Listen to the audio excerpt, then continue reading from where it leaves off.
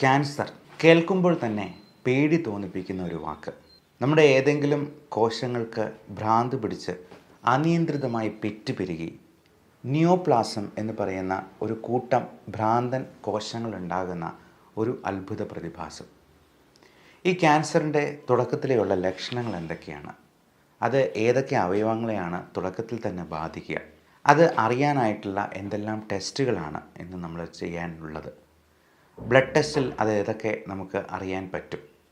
അതിനെ പ്രതിരോധിക്കാൻ നമുക്ക് എന്തെല്ലാം ചെയ്യാൻ കഴിയും? വന്നു കഴിഞ്ഞാൽ എന്ത് ട്രീറ്റ്മെൻറ്റ് എടുത്തെന്നാൽ നമുക്കിതിൽ നിന്ന് മുക്തി പ്രാപിക്കാനായിട്ട് കഴിയും? ഇത്തരത്തിലുള്ള കാര്യങ്ങളെക്കുറിച്ച് നമുക്കിന്ന് ഡിസ്കസ് ചെയ്യാം. നമസ്കാരം, ഞാൻ doctor Bipin Jose, Pulmo medical centre, Pala, Kanjirappally and Sultan Bathery. ഞാൻ ആദ്യം പറഞ്ഞതുപോലെ ക്യാൻസർ എന്ന് പറയുന്നത് നമ്മുടെ ശരീരത്തിലെ ഏതെങ്കിലും ഒരു കോശത്തിന് ഭ്രാന്ത് പിടിച്ച് അനിയന്ത്രിതമായി പെറ്റുപെരുകുന്ന ഒരവസ്ഥയാണ്.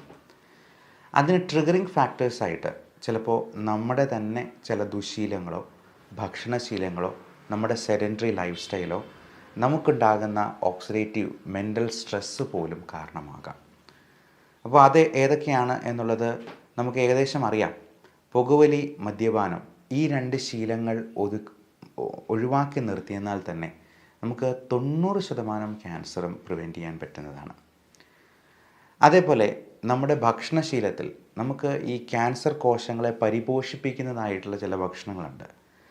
വളരെ ഹൈ ഷുഗർ കണ്ടൻ്റുള്ള, പ്രത്യേകിച്ചും ഒത്തിരി മധുരം, ചോക്ലേറ്റ്, ബേക്കറി സാധനങ്ങൾ, മൈദ അടങ്ങിയിട്ടുള്ള സാധനങ്ങൾ, ഒത്തിരി ആനിമൽ പ്രോട്ടീൻ, അതായത് മൃഗങ്ങളുടെ ഇറച്ചി, പലതരത്തിലുള്ള ലിവർ പോലത്തെ ആനിമൽ ഓർഗൻസ് തുടങ്ങിയതെല്ലാം ഹൈ ഗ്ലൈസിമിക് ഇൻഡെക്സ് ഉള്ളതും ചിലപ്പോൾ ഹൈ ഷുഗർ കണ്ടൻ്റ് ഉള്ളതും, ഇതെല്ലാം ഈ ഓങ്കോ ജീൻസിനെ, നമ്മുടെ ക്യാൻസർ ഉണ്ടാക്കാൻ പോകുന്ന ജീൻസിനെ ട്രിഗർ ചെയ്യാൻ പോകുന്നതുമാണ്. അതേപോലെ സെഡൻറ്ററി ആയിട്ടുള്ള ലൈഫ് സ്റ്റൈൽ, നമ്മൾ ഒട്ടും എക്സസൈസ് ഇല്ലാതെ നമ്മൾ ഒരുപാട് ഭക്ഷണം കഴിച്ചുകൊണ്ടിരിക്കുന്ന ഒരു വ്യക്തിയാണെങ്കിൽ, ഒരുപാട് മെൻ്റൽ സ്ട്രെസ് ഉണ്ടെങ്കിൽ, മനസ്സും ശരീരവും തമ്മിൽ അഭേദ്യമായ ബന്ധമുണ്ട് എന്നൊക്കെ നമുക്കറിയാം. എന്നാലും ഈ സ്ട്രെസ്സിനെ നമുക്ക് കൺട്രോൾ ചെയ്യാനായിട്ട് പറ്റാതെ ചിലപ്പോൾ വരാറുണ്ട്. കഴിഞ്ഞ ദിവസം ഒരു പേഷ്യൻ്റ്, വെറും 20 വയസ്സുള്ള ഒരു ചെറുപ്പക്കാരനായ യുവാവ്, അവൻ്റെ പേരൻസ് തന്നെയാണ് അവനെ എൻ്റെ അടുത്തിൽ എത്തിച്ചത്. അവൻ ഭയങ്കരമായ ടെൻഷൻ കാരണം ഇപ്പോൾ 1 വർഷമായിട്ട് വീട്ടിൽ നിന്ന് പുറത്തിറങ്ങാൻ പോലും വിമുഖത കാണിക്കുന്നു. അപ്പോൾ +2 കഴിഞ്ഞതാണ്, ഡിഗ്രിക്ക് പോകാൻ പഠിക്കാനായിട്ട് അവന് പേടിയോ ആങ്സൈറ്റിയോ എന്താണ് എന്നുള്ളത് അവന് തന്നെ അറിയില്ല. സംസാരിക്കുമ്പോഴത്തേക്കും അവൻ്റെ മുഖത്തെ പേശികളൊക്കെ ഇങ്ങനെ വൈബ്രേറ്റ് ചെയ്ത്, അത് പേശികളിങ്ങനെ വലിഞ്ഞു മുറുകയാണ്. പ്രത്യേകിച്ച് ഈ ചുണ്ടുകളൊക്കെ ഇങ്ങനെ വിതുമ്പുകയും അവിടെ ഇങ്ങനെ കൺട്രാക്ഷൻസ് വരുന്നത് നമുക്ക് കാണാൻ പറ്റും. അപ്പോൾ അത്രയും സ്ട്രെസ്ഫുള്ളായിട്ട്, ഭയങ്കര ആങ്ഷ്യസ് ആയിട്ട്, എന്തിനെന്ന് കാരണമില്ലാതെ നമ്മൾ സ്ട്രെസ്സ് ചെയ്യുമ്പോഴത്തേക്കും ഈ പറഞ്ഞ പോലത്തെ പ്രശ്നങ്ങൾ നമ്മുടെ ശരീരത്തെ ആകമൊത്തം ബാധിക്കാനായിട്ട് ഇടയുണ്ട്. മാത്രമല്ല, നമ്മൾ ഈ മാനസിക രോഗങ്ങൾ, അസ്വസ്ഥതകൾ എന്ന് പറയുന്നത് എല്ലാവരെയും ബാധിക്കുന്നതാണ്. അത് കൺട്രോൾ ചെയ്യാതെ നിന്ന് കഴിഞ്ഞാൽ ഒരുപാട് നമ്മൾ വിചാരിക്കുന്നതിനേക്കാൾ അപ്പുറം പ്രശ്നങ്ങൾ നമ്മുടെ ജീവിതത്തിലുണ്ടായേക്കാം. അപ്പോൾ ആങ്സൈറ്റി, ഡിപ്രസീവ് ഇൽനെസ് തുടങ്ങിയ കാര്യങ്ങളൊക്കെ എല്ലാ ആളുകളിലും ഉണ്ടാകുന്നതാണ്. അത് നമ്മുടെ ഉറക്കത്തെ കുറച്ച് കളയുന്നുണ്ട്, നമ്മുടെ സ്ട്രെസ്സിന് ഒരു വലിയ ഫാക്ടറാണ് എന്ന് സ്വയം തിരിച്ചറിയുകയാണ് ഏറ്റവും പ്രധാനം. ഇങ്ങനെയുള്ള മാനസിക പ്രശ്നങ്ങളുള്ളവർക്കൊക്കെ അവർക്ക് ആങ്സൈറ്റി ഉണ്ട് എന്നുള്ളതല്ല അവർ വിചാരിക്കുക, മറ്റു തരത്തിലുള്ള അസുഖങ്ങളുണ്ട് എന്നാണ് അവർ പറയുക. നെഞ്ചിടിപ്പുണ്ട്, നെഞ്ച് വേദനയുണ്ട്, എനിക്ക് വയറിന് അസ്വസ്ഥതയാണ്, അല്ലെങ്കിൽ ഉറക്കക്കുറവാണ്, വയറ്റിൽ നിന്ന് പോകുന്നില്ല, വയറ്റിൽ നിന്ന് പോകുന്നത് കൂടുതലാണ്, ഓരോ പ്രാവശ്യം ഭക്ഷണം കഴിക്കുമ്പോഴും വയറ്റിൽ നിന്ന് പോകാൻ തോന്നും. ഇങ്ങനെ പല തരത്തിലുള്ള പ്രശ്നങ്ങളായിട്ടാണ് അവർ ഇതിനെ മാനിഫെസ്റ്റ് ചെയ്യുക. അപ്പം ഇങ്ങനെയുള്ള പ്രശ്നങ്ങളുണ്ടെങ്കിൽ നമ്മൾ തുടക്കത്തിലെ തന്നെ കണ്ടറിഞ്ഞ് അതിന് വേണ്ട ട്രീറ്റ്മെൻറ്റ് എടുക്കുക. അതുപോലെ സ്ത്രീകൾക്ക് നമുക്കറിയാം, ഏറ്റവും കൂടുതൽ ഹോർമോണൽ വേരിയേഷൻസ് ഉണ്ടാകുന്നത് സ്ത്രീകളിലാണ് പുരുഷന്മാരെ അപേക്ഷിച്ച്.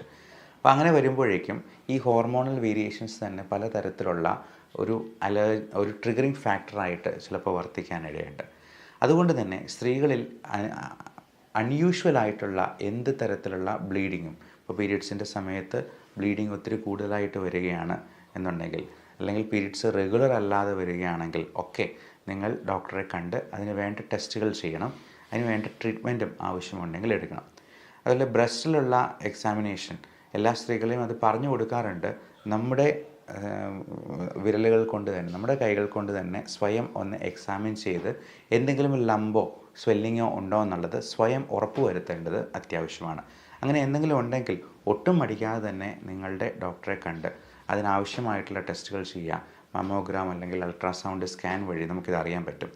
മിക്കവാറും തരത്തിലുള്ള സ്വെല്ലിംഗ് എല്ലാം ഡോക്ടർമാർ ആദ്യമേ തന്നെ പറയുന്നൊരു ടെസ്റ്റ് അൾട്രാസൗണ്ട് സ്കാനാണ്.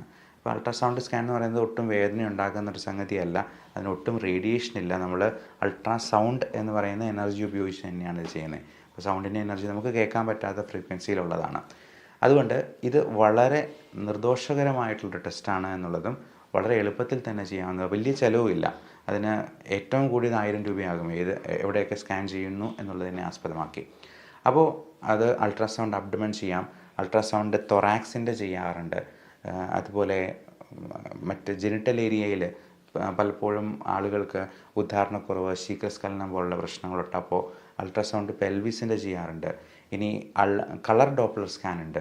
അത് കാലുകളുടെ രക്തയോട്ടം സംബന്ധിച്ച്, വെരിക്കോസ് വെയിൻ സംബന്ധിച്ച് പ്രശ്നങ്ങളുണ്ടെങ്കിൽ അവിടെ ബ്ലഡ് ക്ലോട്ടായി നിൽക്കുന്ന ഡീപ്പ് വെയിൻ ത്രോംബോസിസ് എന്ന് പറയുന്ന പ്രശ്നമുണ്ടോ എന്ന് നോക്കാൻ പിനൈൽ അൾട്രാസൗണ്ട്, ഉദ്ധാരണക്കുറവ് ഈ രക്തയോട്ടത്തിൻ്റെ കുറവ് കൊണ്ടാണോ എന്നുള്ളത് മനസ്സിലാക്കാനായിട്ട് ഒക്കെ നമ്മൾ ഈ അൾട്രാസൗണ്ട് സ്കാൻ പറയാറുണ്ട്. കൂടാതെ അത്യാവശ്യമെങ്കിൽ ഡോക്ടർ ഇതിന് ചെസ്റ്റ് എക്സ്റേ എടുക്കാനായിട്ട് പറയും. നമ്മുടെ ശ്വാസകോശങ്ങളെയും അതിനിടയിലുള്ള മീഡിയാസ്റ്റൈനം എന്ന സ്പേസിനെയുമാണ് ഏറ്റവും കൂടുതൽ ഈ അർബുദങ്ങൾ അല്ലെങ്കിൽ അർബുദത്തിൻ്റെ സെക്കൻഡറീസ് ബാധിക്കാനിടയുള്ളത്. അതുകൊണ്ട് ചെസ്റ്റ് എക്സ്റേ, ഇപ്പോൾ ന്യൂറോ സംബന്ധമായിട്ടുള്ള എന്തെങ്കിലും പ്രശ്നങ്ങളുണ്ടെങ്കിൽ തലയുടെ സ്കാൻ, അത് MRI സ്കാനാണ് ഏറ്റവും ഉചിതം. അത് അല്പം ചിലവേറിയതായതുകൊണ്ട് റേഡിയേഷനുള്ള CT സ്കാൻ വേണമെങ്കിലും ചെയ്യാനായിട്ട് ഡോക്ടർ പറഞ്ഞേക്കാം. MRI സ്കാനിന് യാതൊരു റേഡിയേഷനും ഇല്ല എന്നുള്ളത് കൊണ്ട് അത് സേഫാണ്, പക്ഷേ അത് ചിലവേറിയ ടെസ്റ്റാണ്. അപ്പോൾ ഇങ്ങനെയുള്ള ടെസ്റ്റുകൾ ആവശ്യമുണ്ടെങ്കിൽ ചെയ്ത് നോക്കുക. ഇത്തരത്തിലുള്ള ലക്ഷണങ്ങൾ, പ്രത്യേകിച്ചും നമ്മുടെ കഫത്തിൽ രക്തം കാണുക, എവിടെയെങ്കിലും ബ്ലീഡിങ് ഉണ്ടാവുക, അതായത് വയറ്റിൽ നിന്ന് പോകുന്നതിൽ ഒത്തിരി ബ്ലഡ് ഉണ്ടാവുക. നമ്മൾ വയറ്റിൽ നിന്ന് പോകുമ്പോഴത്തേക്കും പലപ്പോഴും മലത്തിലുള്ള ബ്ലഡ് അത് കറുപ്പ് നിറത്തിൽ കാണാൻ സാധ്യതയുണ്ട്. അപ്പോൾ ഈ കറുപ്പ് നിറത്തിലുള്ള മലം എന്ന് പറയുന്നത് ഈ സ്റ്റൂൾ ഒക്കൾട്ട് ബ്ലഡ് എക്സാമിനേഷൻ നോക്കി അതിൽ മലത്തിൽ ബ്ലഡ് കലർന്നിട്ടുണ്ടോ എന്നുള്ളത് നമ്മൾ പ്രത്യേകമായിട്ട് ഉറപ്പുവരുത്തേണ്ടതുണ്ട്. നമ്മൾ ടോയ്ലറ്റ് സംസ്കാരത്തിൽ ഈ യൂറോപ്യൻ രീതി പിന്തുടരുന്നതുകൊണ്ട് തന്നെ നമ്മൾ ഫോണിൽ നോക്കി കുറച്ച് നേരം അവിടെ പോയിരിക്കും. അപ്പോൾ നമ്മൾ പോകുന്ന മലം ഏത് കളറിലാണ് എന്നുള്ളത് ഇടയ്ക്കാണെങ്കിലും ഒന്ന് ശ്രദ്ധിക്കുന്നത് നന്നായിരിക്കും. കാര്യം നമ്മുടെ മലത്തിൽ തന്നെ ഇതിൻ്റെ സൂചനകൾ ചിലപ്പോൾ കാണാം. അതുപോലെ ഉദരസംബന്ധമായിട്ടുള്ള പ്രശ്നങ്ങൾ, മിക്കവാറും ഈ ഗ്യാസ്, നെഞ്ചിരിച്ചൽ, ആമാശയ സംബന്ധമായിട്ടുള്ള കാര്യങ്ങളൊക്കെ ഒരുപാട് ഈ സ്ട്രെസ്സുമായിട്ടും ആങ്സൈറ്റി ആയിട്ട് റിലേറ്റഡാണ്. ഇത്തരത്തിലുള്ള കാര്യങ്ങളൊക്കെ ഉണ്ടാകുമ്പോഴത്തേക്കും നമ്മൾ അത്യാവശ്യമായിട്ട് ചെയ്യേണ്ടത് അൾട്രാസൗണ്ട് സ്കാനാണ്. ഇനി അതിനകത്ത് ഒരു തരത്തിലും നമുക്ക് ഇതിൻ്റെ സൂചനകളോ ലക്ഷണങ്ങളോ ഒന്നും കാണുന്നില്ല എന്നുണ്ടെങ്കിൽ, നമ്മുടെ ബാക്കിയുള്ള ലക്ഷണങ്ങളെല്ലാം ഇതിനോട് കോറിലേറ്റ് ചെയ്ത് വരുന്നുണ്ടെങ്കിൽ ചിലപ്പോൾ ഡോക്ടർ എൻഡോസ്കോപ്പി അല്ലെങ്കിൽ കൊളോണോസ്കോപ്പി തുടങ്ങിയ ടെസ്റ്റുകളൊക്കെ നിർദ്ദേശിച്ചേക്കാം. അപ്പോൾ ഈ അപ്പർ ജിയോസ്കോപ്പിയൊക്കെ നമ്മൾ ചെയ്യുമ്പോഴേക്കും ഉള്ളിൽ ഇൻഫ്ലമേറ്ററി ആയിട്ടുള്ള അൾസേഴ്സ് ആയിട്ട് ഒക്കെ നമ്മൾ ചിലപ്പോൾ കാണാറുണ്ട്. അപ്പോൾ പലപ്പോഴും നമ്മുടെ ഭക്ഷണത്തിലുള്ള അപര്യാപ്തതയും ഇൻടോളറൻസും ഒക്കെ ഇത്തരത്തിലുള്ള കണ്ടീഷൻസിലേക്ക് നയിക്കാനിടയുണ്ട്. നമ്മൾ ഡെയിലി കഴിക്കുന്നതായിട്ടുള്ള അരി, ഗോതമ്പ്, പാല്, മുട്ട, ഇറച്ചി വർഗ്ഗങ്ങളായിട്ടുള്ള പല meat items, sea food items തുടങ്ങിയ സംഗതികളൊക്കെ ഇത്തരത്തിൽ നമുക്ക് ഇൻടോളറൻസ് ഉണ്ടാക്കാനായിട്ട് പര്യാപ്തമായിട്ടുള്ള സംഗതി തന്നെയാണ്. നമ്മൾ സീ ഫുഡ് കഴിക്കുമ്പോഴത്തേക്കും ചിലപ്പോൾ ചൊറിഞ്ഞ് തടിച്ചിരിക്കുന്നത് നമ്മുടെ സ്കിന്നിൽ നമ്മൾ നോട്ടീസ് ചെയ്യും. പക്ഷേ ഇത്തരത്തിലുള്ള പല ഭക്ഷണങ്ങളും നമ്മുടെ ആമാശയത്തിലും കുടലിലുമൊക്കെ വ്രണങ്ങളായിട്ടും ഇൻഫ്ലമേഷനായിട്ടും ഒക്കെ ഉണ്ടാക്കിയിരിക്കുന്നത് നമ്മൾ എൻഡോസ്കോപ്പി ചെയ്യുമ്പോൾ മാത്രമാണ് കാണുക. അൾസറേറ്റീവ് കൊളൈറ്റിസിലൊക്കെ ഈ എൻഡോസ്കോപ്പി ചെയ്യുമ്പോഴത്തേക്കും നമുക്ക് കൃത്യമായിട്ടത് കാണാനും പറ്റുന്നതാണ്. അപ്പോൾ ഇത് ഏത് ഭക്ഷണമാണ് നമുക്ക് പറ്റാത്തതെന്നറിയാനായിട്ട് ഒരിക്കലെങ്കിലും ജീവിതത്തിൽ ഒരു അലർജി സ്കിൻ പ്രിക്ക് ടെസ്റ്റ് ചെയ്യുന്നത് നന്നായിരിക്കും. നമ്മൾ കോളം വരച്ച് ഓരോ ഭക്ഷണത്തിൻ്റെയും നമ്മുടെ ചുറ്റുമുള്ള എൻവയോൺമെൻറ്റൽ അലർജൻസ് ആയിട്ടുള്ള അത് 5-6 തരത്തിലുള്ള പൂപ്പലുകളുടെയും അതേപോലെ പൊടിച്ചെള്ളുകളുടെയും ഒക്കെ റിയാക്ഷൻ നമ്മൾ കൃത്യമായിട്ട് മെഷർ ചെയ്ത് അക്യുറേറ്റ് ആയിട്ട് ഈ നമുക്ക് ഇൻടോളറൻസ് ഉള്ള ഭക്ഷണത്തെയും അലർജൻസിനെയും നമുക്ക് വേർതിരിച്ചെടുക്കാം. അപ്പോൾ അതിൽ ഒഴിവാക്കാൻ പറ്റാത്ത ഭക്ഷണങ്ങൾക്ക് അല്ലെങ്കിൽ അലർജൻസിന് കാണാൻ പറ്റാത്ത കാര്യങ്ങൾക്കൊക്കെ ഇമ്മ്യൂണോതെറാപ്പി എന്ന ചികിത്സയിലൂടെ ഇത്തരത്തിലുള്ള പ്രശ്നങ്ങളെ നമുക്ക് പൂർണ്ണമായിട്ട് മാറ്റിയെടുക്കാം. അത് അലർജി സംബന്ധമായിട്ടുള്ള പ്രശ്നങ്ങൾക്കാണ് ഏറ്റവും കൂടുതൽ ഉപയോഗിക്കുക.